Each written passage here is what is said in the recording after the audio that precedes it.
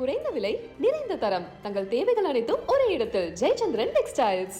நான் ஒரு 10 வருஷம் முன்னாடி எனக்கு ஒரு ஆக்டருக்கும் ஒரு சின்ன வாக்குவாதம் வந்துச்சு. இல்லை இந்த கதையில் எனக்கு வந்து உடன்பாடு இல்லை, எனக்கு சரியாக இது பிடிக்கல, எனக்கு தெரில அப்படின்லாம் சொன்னார்.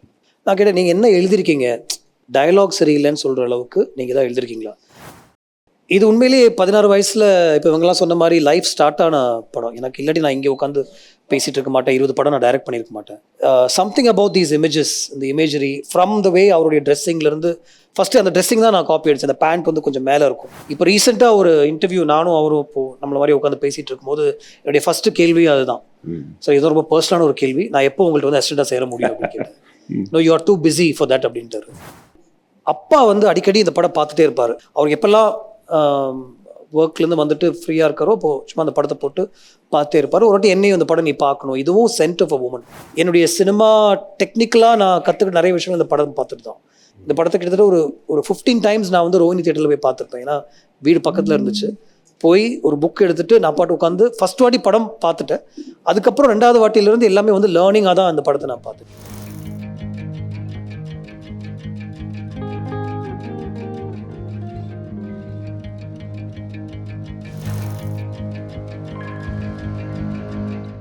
நீங்கள் உங்களுக்கு மிகவும் பிடித்த ஃபேவரட் ஃபிலிம்ஸ் சொன்ன படங்கள் இவையெல்லாம் ஒவ்வொரு படமாக காமிக்கிறோம்.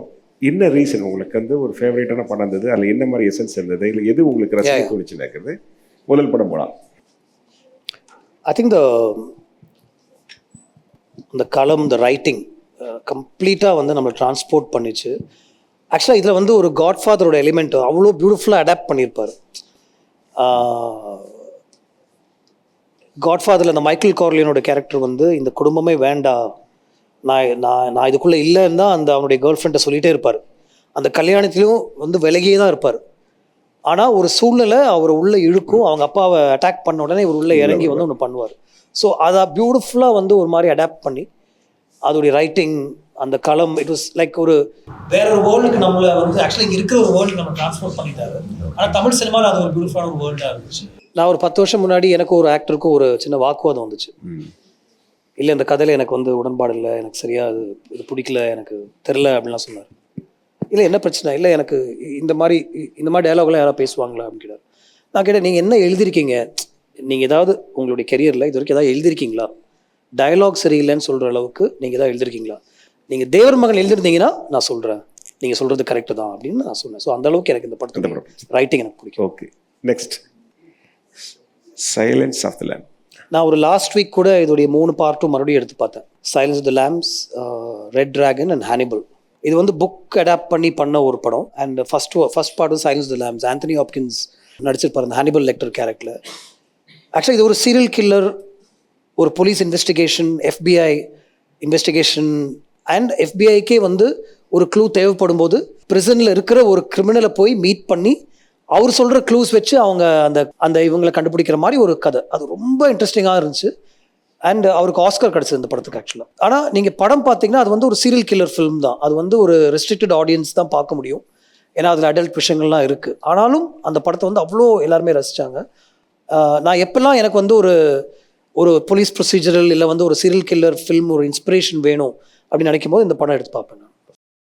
இது உண்மையிலேயே 16 வயசில் இப்போ இவங்கெல்லாம் சொன்ன மாதிரி லைஃப் ஸ்டார்ட் ஆன படம். எனக்கு இல்லாட்டி நான் இங்கே உட்காந்து பேசிகிட்டு இருக்க மாட்டேன், 20 படம் நான் டைரக்ட் பண்ணியிருக்க மாட்டேன்.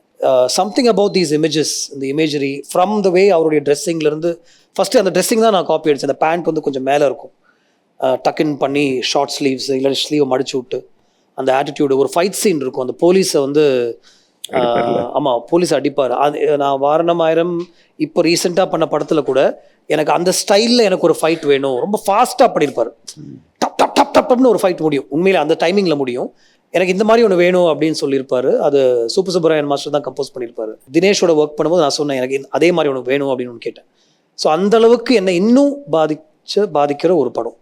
அந்த படத்தில் இருக்கிற இமேஜரி, மியூசிக், பேக்ரவுண்ட் ஸ்கோர் எப்படி யூஸ் பண்ணியிருப்பாங்க. அப்புறம் ராஜா சாரை மீட் பண்ணும்போது நிறைய இந்த படத்தை பற்றி நான் பேசி தெரிஞ்சுக்கிட்டேன். எப்போல்லாம் மணி சார் மீட் பண்ணுறோமோ நாங்கள் எப்போதுமே நாயகன் பற்றி கேட்பேன். அவரும் ரொம்ப பேஷண்ட்டாக வந்து அவர் சொன்ன நிறைய விஷயங்கள் இப்போ அவங்க கேட்ட கேள்விக்கு ஒரு பதில் ஞாபகம் வருது. கமல் சார் வச்சு நம்ம வந்து எழுத முடியாது, டயலாகாக எழுதி நடிப்பெல்லாம் நம்ம சொல்லிக் கொடுக்க முடியாது. அவர்கிட்ட வந்து இது சொல்லி நம்ம கையில் ஒரு கேமரா ரெடியாக இருக்கணும், அவர் பண்ணுற விஷயங்கள் நம்ம கேப்சர் பண்ணுறதுக்கு. நான் முழுக்க அப்படி தான் அந்த படத்தை வந்து நான் டைரக்ட் பண்ணேன் அப்படின்னு அவர்கிட்ட சொன்னார். கிட்டத்தட்ட நானும் அதுதான், பட் நாட் நாயகன் லெவல், பட் வேட்டையாடு விளையாடு. சினிமேட்டிக்காகவும் ஒரு லிட்ரரி பீஸாகவும் எனக்கு இது ரொம்ப பிடிச்ச ஒரு ஒர்க் அப்படின்னு சொல்லலாம்.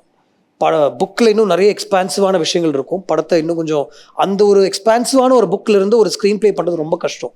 அதனால் இது வந்து அவ்வளோ அப்ரிஷியேட் பண்ணாங்க. ஏன்னா அவ்வளோ மெட்டீரியலை வந்து கண்டென்ஸ் பண்ணி ஒரு ஸ்க்ரீன் ப்ளே, அண்ட் அதை வந்து இப்போ பொன்னியின் செல்வன் பண்ண மாதிரி 3 பார்ட்ஸாக எடுத்து பண்ணாங்க. எனக்கு ரொம்ப பிடிச்ச ஒரு ஒர்க் டெஃபினட்டாக. அடுத்த படம் அப்பா வந்து அடிக்கடி இந்த படம் பார்த்துட்டே இருப்பார். எனக்கு ரொம்ப முன்னாடியே சொல்லியிருக்கீங்க. ஆமாம், பல முறை பேசியிருக்கீங்க. ஒரு ஒரிஜினல் VHS இருக்கும் இந்த படத்துடைய VHS. அது வந்து அவருக்கு எப்பெல்லாம் ஒர்க்லேருந்து வந்துட்டு ஃப்ரீயாக இருக்காரோ இப்போ சும்மா அந்த படத்தை போட்டு பார்த்துட்டே இருப்பார். ஒரு வாட்டி என்னையும் இந்த படம் நீ பார்க்கணும், இதுவும் சென்ட் ஆஃப் அ உமன், இந்த 2 படமும் என்னை பார்த்துட்டே இரு அப்படின்னு சொல்லிகிட்டே இருப்பார். அப்படி என்னை பாதித்த ஒரு படம். ஒரு ஒரு ஒரு போர்டிங் ஸ்கூல் அப்படின்னு சொல்லலாம். அந்த ஸ்கூலில் ரொம்ப ப்ராப்பராக இருக்கிற பசங்க, ஒரு இல்யூஷனிஸ்ட் மாதிரி வர ஒரு ஒரு ஒரு டீச்சர். அவர் நிறைய வித்தியாசமான விஷயங்கள் சொல்லி கொடுப்பாரு. அது வந்து அந்த இன்ஸ்டியூஷனில் இருக்கவங்களுக்கு பிடிக்காது. அவருடைய டீச்சிங் மெத்தட்ஸ், திடீர்னு டேபிள் மேலே ஏறிலாம் கிளாஸ் எடுப்பார், எல்லாரையும் போயிட்ரி வந்து பாட சொல்லுவார். டீச்சிங் மெத்தட்ஸ் வந்து ஒரு மாதிரி இன்ட்ரெஸ்டிங்காக ட்ரை பண்ணும்போது அதை வந்து அவங்க வந்து ஸ்டாப் பண்ணிட்டே இருப்பாங்க. இவர் இன்ஸ்பயர் பண்ணி தான் ஒரு ஸ்டூடெண்ட் வந்து தற்கொலை பண்ணிக்கிட்டான் அப்படின்னு அவரை வந்து அந்த ஸ்கூலில் இந்த போஸ்ட் சொல்லிடுவாங்க. அதோட படம் முடியும். அப்படி தான் அந்த படம் முடியும். ஆனால் அந்த பையன் தற்கொலை பண்ணிக்கிட்டு வந்து அவங்க அப்பாவுடைய ஒரு ஃபோர்ஸ்ஃபுல்னஸ்னால தான், அவங்க அப்பா வந்து நீ வந்து ஆர்ட் ஸ்கூலில் போகவே கூடாது, உன்னை தியேட்டரில் பார்த்தேன்னா, அதாவது தியேட்டர்னா அவன் ஒரு ஸ்டேஜில் அந்த ஸ்கூலில் வந்து பெர்ஃபார்ம் பண்ணணும்னு நினச்சிட்டு இருப்பான். நான் லோக்கலாக சொல்லுவேன், ஒரு ஆனுவல் டேயில் அவன் ஒரு பெர்ஃபார்ம் பண்ணணும்னு நினச்சிட்டு இருப்பான். அதை நீ பண்ணக்கூடாதுன்னு அவங்க அப்பா சொல்லிட்டே இருப்பார். இந்த டீச்சர் வந்து அவனை இன்ஸ்பயர் பண்ணிகிட்டே இருப்பார். அவன் அதை பெர்ஃபார்ம் பண்ணதால அவங்க அப்பா அவனை வந்து அப்படி பிடிச்சி கத்தி திட்டனால அவன் தற்கொலை பண்ணிப்பான். ஸோ ஒரு பியூட்டிஃபுல்லான ஒரு ரொம்ப பாயிக்னென்ட்டான ஒரு ஃபில்மு. அவ்வளோ பியூட்டிஃபுல். எல்லாரும் பாருங்கள் ப்ளீஸ், டெட் போயட் சொசைட்டி. சொல்லிட்டீங்க. இருந்தாலும் இந்த படத்தை பற்றி தனி இதில் என்ன விஷயம், அப்பா சொன்னதுக்கு என்ன காரணம், உங்கள் அப்பா இந்த படம் பார்க்கணும்னு சொன்னதுக்கான ரீசன் என்ன? ஆமாம், ஆல் பச்சினோடைய ஒரு ஒர்க் இருக்கும், இஸ் பிளைண்ட் மேன். ஆனால் அந்த ஒரு பிளைண்ட் அப்படின்ற ஒரு விஷயம் வந்து ஒரு விஷயமாகவே அவர் அந்த படத்தில் அப்படி இருக்க மாட்டார். அண்ட் இதுலேயும் வந்து ஆக்சுவலாக ஒரு ஒரு ஒரு சூசைடை நோக்கி தான் அந்த படமே போகும். ஆனால் அந்த டைமில் அவன் லைஃப்பில் அந்த யங்ஸ்டர் ஒருத்தன் வந்துட்டு அவனுக்கு ஸ்கூலில் இதே மாதிரி ஸ்கூலில் ஒரு கனெக்ட் இருக்குது. அவன் படிக்கிற ஒரு ஸ்கூலில் ஒரு பிரச்சனை, இவன் அடுத்த நாள் போய் அதை ஃபேஸ் பண்ணணும், அதை நீ எப்படி ஹேண்டில் பண்ணணும். இவர் ஆர்மி பேக்ட்ராப் வேறு அந்த கேரக்டர். ஸோ ஒரு மாதிரி ரொம்ப இன்ட்ரெஸ்டிங்கான ஒரு விஷயம். அவருக்கு இந்த படத்துக்கு ஆஸ்கர் கொடுத்தாங்க. எவ்வளோ டைம் வேணாலும் பார்க்கலாம் அவருடைய பெர்ஃபார்மன்ஸ். இங்கே இருக்கிற ஆக்டர்ஸ்க்குலாம் பயங்கர இன்ஸ்பைரிங்காக இருக்கும். All Pacino. அடுத்த படம் இந்த படத்துக்கு எனக்கு of course it's such a classic. அதையும் தாண்டி எனக்கு வந்து மின்சார கனவு ஷூட் பண்ணிட்டு இருக்கும்போது பேரலாக 2 படமும் ஒரே நாள் ரிலீஸ் ஆன படங்கள். நாங்களும் அந்த படம் பார்க்கணுன்னு ரொம்ப ஆர்வமாக இருப்போம். அண்ட் கமர்ஷியலாக மின்சார கனவு only did really well.